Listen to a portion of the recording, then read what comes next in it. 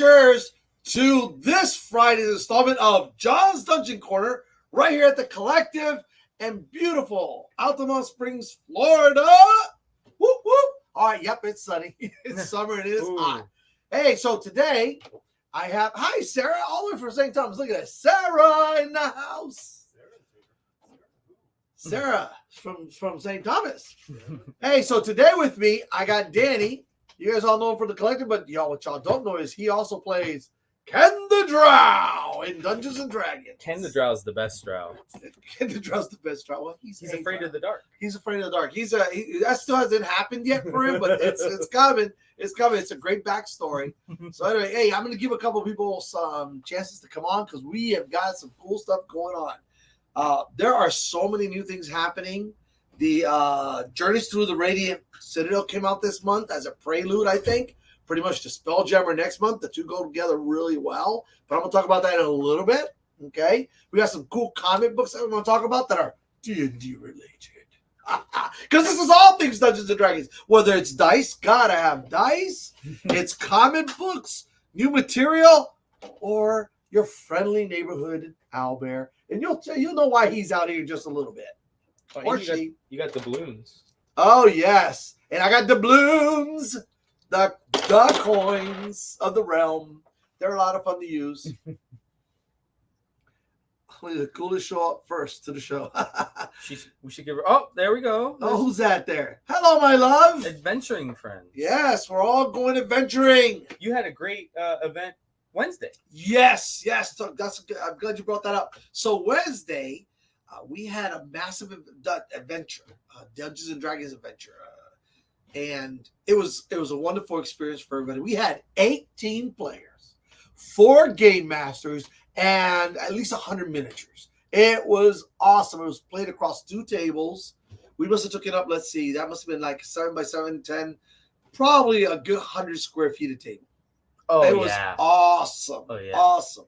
Everybody had a good time. And for those of you who are going, oh my God, 18 players, they each got to do about 8 to 9 rounds each in about 2.5 hours. Everybody left here with a smile on their face, cool info. And they went up a level. Huh? And alive. Oh, man, I knew we did something wrong. But it was a lot of fun. So, good time had by all. The game masters had a great time. I want to say thank you to them, to Andy, who kind of pushed his game off to the side so I can have some of his players that wanted to play. To my son, Miche, who ran one of the adventure groups. And to my daughter, Hope, who ran the other adventure group.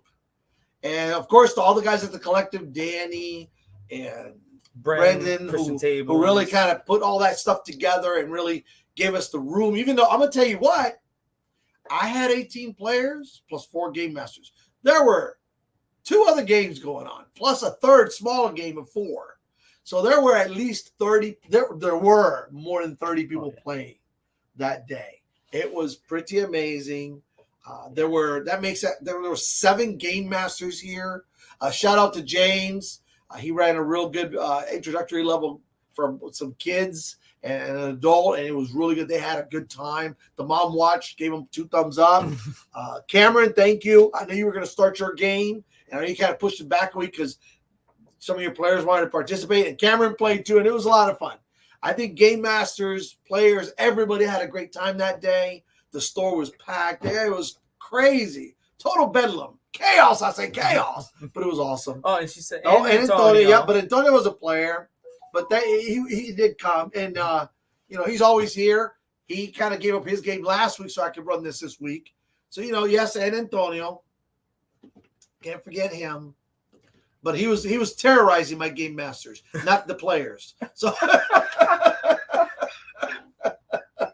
he's a veteran player. He's a veteran player. Actually, he's one of those veteran players. He knows the ins and outs. You know what? At their table, I'll tell you how much of a terrorist he really is. So the spellcaster comes up. He didn't get to do anything because Antonio says, kill him. And everybody, and literally, the goblin spellcaster was dead in the first round. It's terrorism. I'm telling you. Oh, it was so funny. It was so funny, but it was a lot of fun. It was a lot of fun. And on that note, we're going to try to do that. Not try. I think we're going to do it. It's something that Brendan really wants to do, and I love it. We're going to try to do that once a month on a Saturday, but we're going to move it to Saturday. It's just going to be a little different. It's going to take some planning. Give us more space. Some work. It'll give us more space. We'll bring in a couple of extra game masters, so we could easily have 25, 30 players, and we'll just get more game masters. It was really well set up. It was an experiment. It was kind of like, let's try this and see if it works. It worked out really well. Like I said, 8 to 9 turns with 18 players. That's pretty good. It's impressive. So it was well thought out, well planned. We're going to tweak a couple things because that's what that's all about, is learning. Okay, and we're going to have some more fun because that's what everybody did have. All right, so have I got a surprise for you folks today? With the help of Danny, we're going to sit there because these are all things Dungeons and Dragons. Look at that wife of mine with the new movie. What's she saying? With the new movie coming out, I predict D&D is going to explode. Well, talking about that trailer, Danny is going to play that for us, and we're going to talk about it here on John's Dungeon Corner. All right, let's watch this.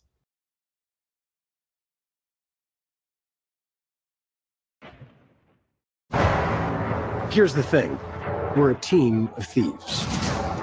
And when you do this, you're bound to make enemies. Sometimes those enemies come looking for revenge.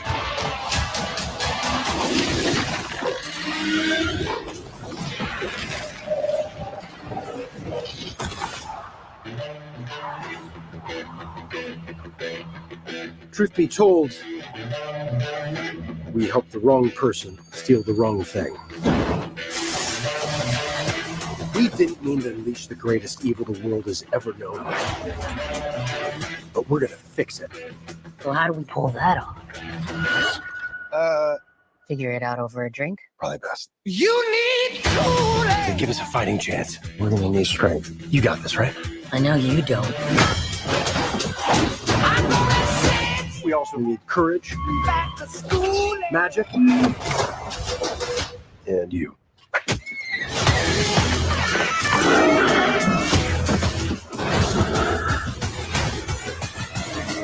What is that again? It's an owl bear. Let's go! Be warned. There is evil here. I'm glad he's on our side.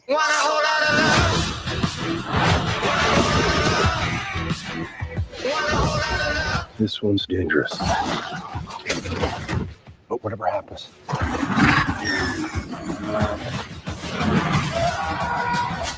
we'll be ready.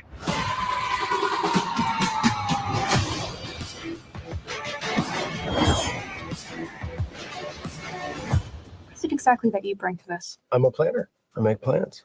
You've already made the plan, so If the existing plan fails, I make a new plan. you make plans that fail. No, He also plays the lute. not relevant.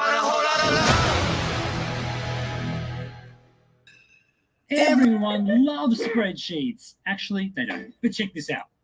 Oh, wow. Okay, so I hope you guys liked that. That was amazing, wasn't it? I mean, woo! So we'll talk about that for a few minutes before I go on into all the other good stuff because, wow.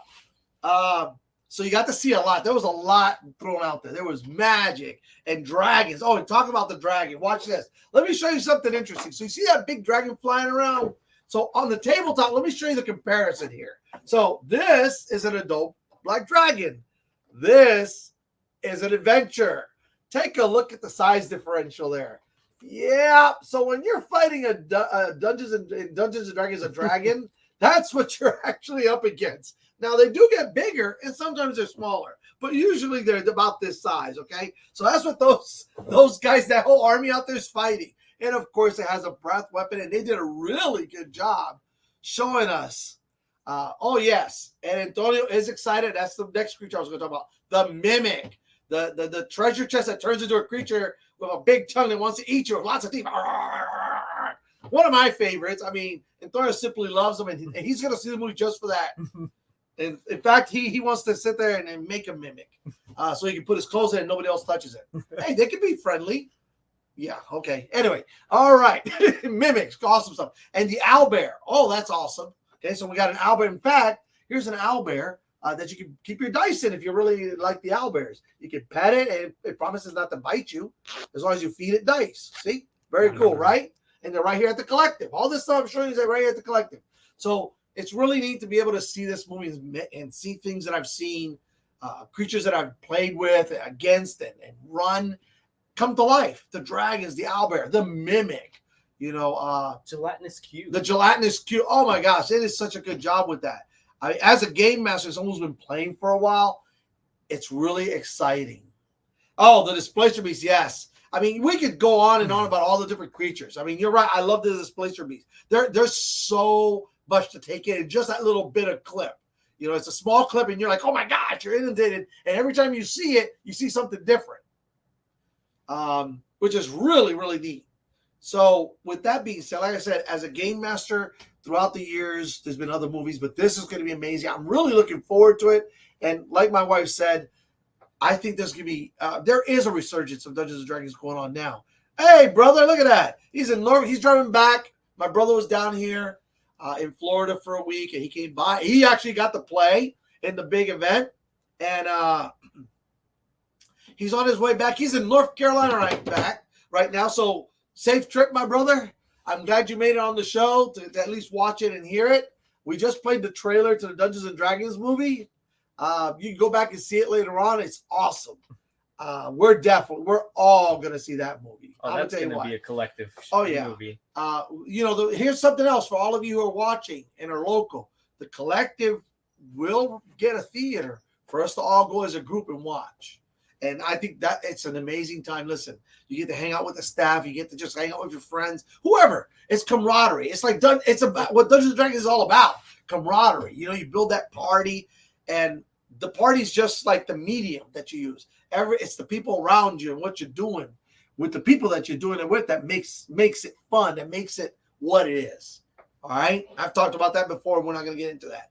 But so now you've got the aspect of, oh, well, John's been doing this for a while, and he's excited about the movie, where I can see why he'd be excited. But now I'm glad that Danny's here, because he started playing D&D about a year ago. About a year ago. Let's call it a year, okay? And he's played a couple times, and we have a new campaign going on Sundays with the staff, and you guys know about that too. See, that's a good thing. You guys already know what I'm talking about. So I want to know, Danny, come on over here. Come on over here. Pull up a chair. Bring a chair over, man. And let's talk about this. So you've been playing D&D for about a year now. You got Ken the Drow going, and you've seen other players, and you obviously you're here on Wednesday nights and you see everything going on. What do you think about this movie and what it's going to do? Oh, I feel like it's gonna do what Stranger Things did forever ago, and it's gonna get people excited about it. We'll probably see a campaign based on Honor Among Thieves. I guarantee it. But it was cool as a player to see these things, especially like a player who none of my games have made it quite to like level 5, level 6. There you go. A lot of these things that I haven't even seen in the game field, nonetheless, but I know exist. A gelatinous cube, I know it exists. It's everywhere, but I haven't had to deal with. You don't want to run into one at first level. Yeah. So owlbear. We have the big owlbear head. That's right, the big owlbear head. We haven't had to fight an owlbear yet. Not yet. None of my druids can turn into an owlbear yet. So now I got to sit there and see what he did? Now I got to bring an owlbear to the game. It's his fault. And then the black dragon, so it's like me as like a noob. Let's call myself a noob. I've seen dragon movies, right? And I'm like, oh, what is he doing? He's shooting like black, like it's like tar, but tar. It looks so cool because I'm guessing that's like every color dragon shoots it's fire, like a acid, weapon. gases, yes. So it's like all of that was new to me. So I'm just like so intrigued, and that trailer I think less than 2 minutes. And the mimic, what do you think about that mimic? So I've seen mimics before because like Bren's always talk about it. I think Antonio's always talk about it. Always, but it looks so. That's the other thing we talked about. The movies from the past were when special effects weren't there. Right. It was cheesy more than anything. This is an adventure. This is an adventure movie. Oh, yes. Like, see, and Christina says, I agree. As a new player, I'm now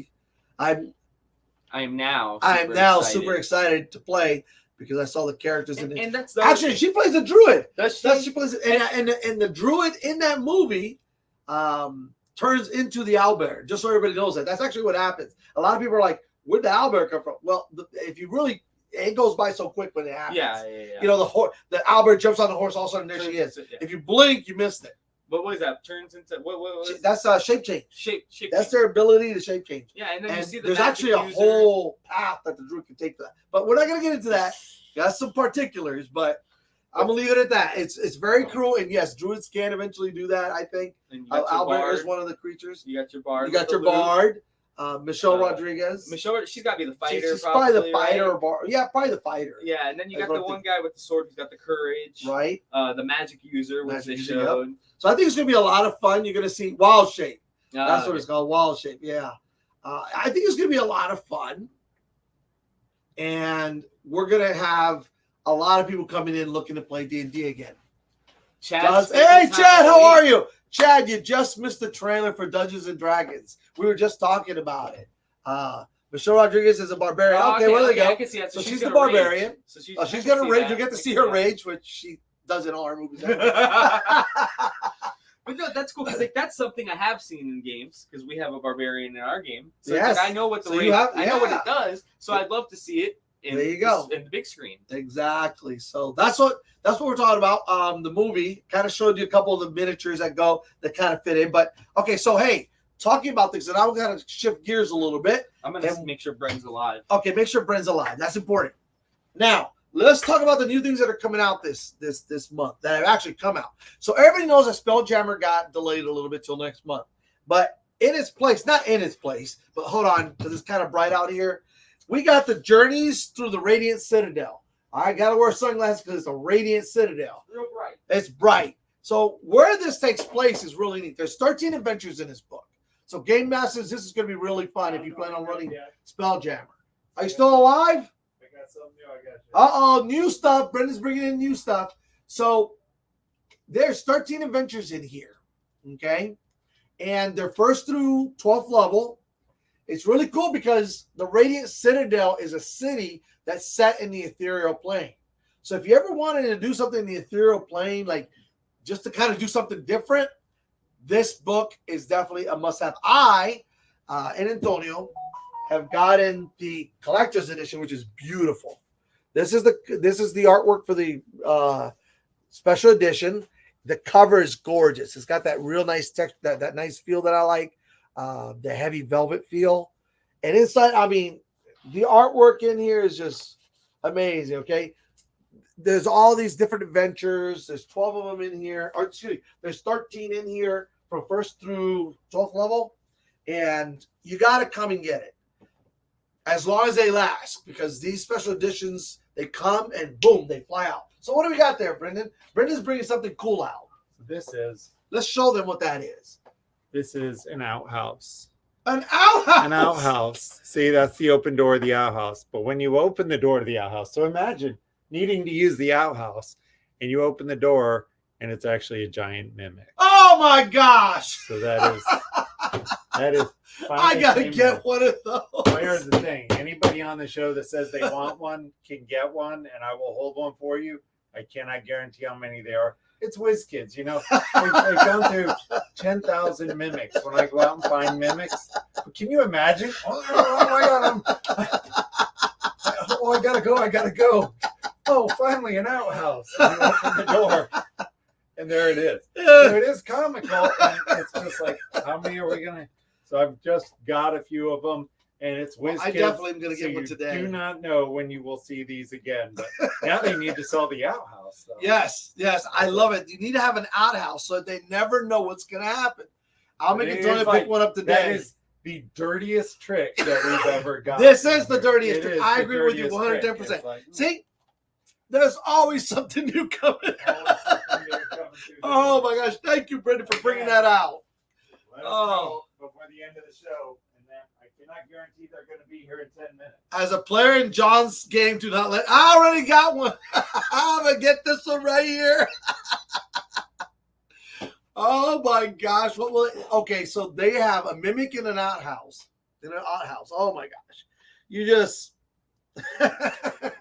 you never know what's gonna pop out at you.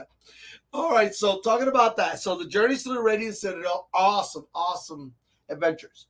Now, of course, dice. These are all foam Foam Brain Games is dice. I'll tell you, I want to talk about them real quick simply because they have such a variety of dice.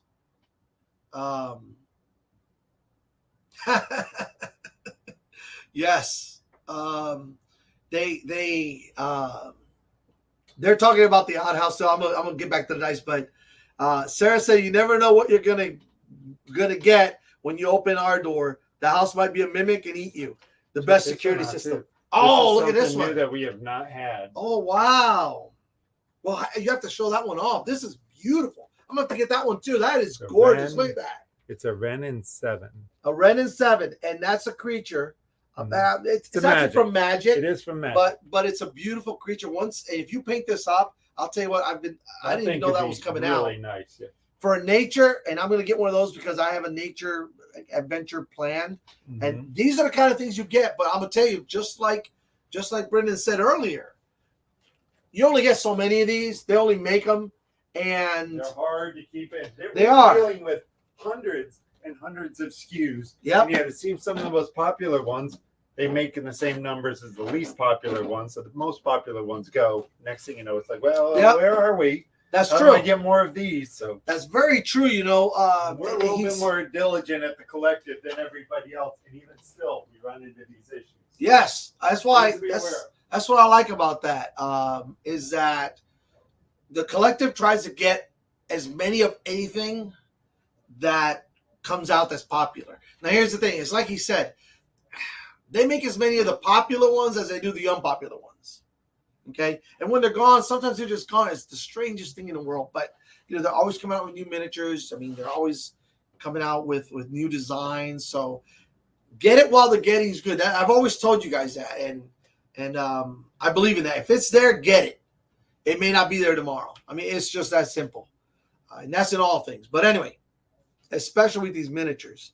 So getting back to that, we talked about this. Now, here's something cool. Now, you know that the collective has everything from comic books to dice to miniatures to futuristic games, sci-fi games. So when it talks about comic books, I want to tell you, the Ravenloft comic book is out.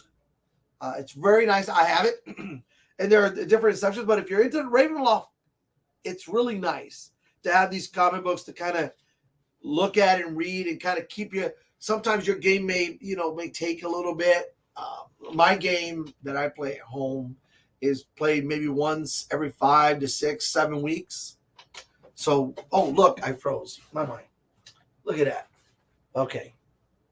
Let's unfreeze myself. Okay, so sometimes, as I was saying, my game, it may be 2 months before we get to play. And in between, I kind of send out little things and the players ask me questions that. But it's nice to kind of read something, whether you're reading a book or it's something, a comic book or just anything to kind of keep you going. You watch the show, you come by the store, whatever it may be. Sometimes you can't play every week. I mean, we run the game here at the collective every week. We try to, for the most part. But Willie Blanco is watching somewhere between. Actually, he is in North Carolina, my love. He is actually Willie's out in North Carolina watching on the road as he goes. Now, here's another one, another comic book. And for all of you Bill and Ted folks, this is amazing. I mean, they are the perfect guys to be playing Dungeons and Dragons. Okay, there they are on horses with their lutes, and it's Bill and Ted, and they're playing Dungeons and Dragons in a way that, yeah, you just have to get the comic book and see. I'm not gonna spoil it for you, but it's Bill and Ted playing Dungeons and Dragons, and the cool thing is, there they are, and it looks like the D&D book. Bill and Ted, roll the die, and roll the dice is a lot of fun. So, kind of a little light reading. So when you go to the Odd House with the mimic, I gotta go. Get out of the way. Squeezing cheeks. Oh my gosh! No kidding. A mimic jumps out at you. I'll tell you what, that'd be crazy, right? And I brought this out again because I really think this is a neat book. And for both players and game masters. Somebody asked me about it Wednesday, and I said, absolutely. It's definitely a good pickup. And they were a newer player, and I said, well, there's a lot of lore in here. There's a lot of information. And it's the Monsters of the Multiverse, Mordenkainen presents Monsters of the Multiverse. And I know I've talked about it before. Somebody asked me about it this last Wednesday. And I highly recommend this book. Game masters, players, it doesn't matter. There's a lot of information here. I mean, there is just page upon page. And the neat thing is, so everybody knows the hobgoblins, right? Let's talk about the hobgoblins. Oh, here we go. There's the herring gowns, but let's talk about the hobgoblins. Here, now, and here's the neat thing about this. This is not about how to create. And yes, it's in here too, but the neat thing is, here we go. Hobgoblin. Hobgoblins trace their origins to the ancient courts of the Feywild, where they first appeared with their goblin and bugbear kids. See, they're all related. That's why you see them together fighting a lot. Many of them were driven from the Feywild by the conquering god Magaliud, who marshaled them as soldiers, but the Fey realm left its mark.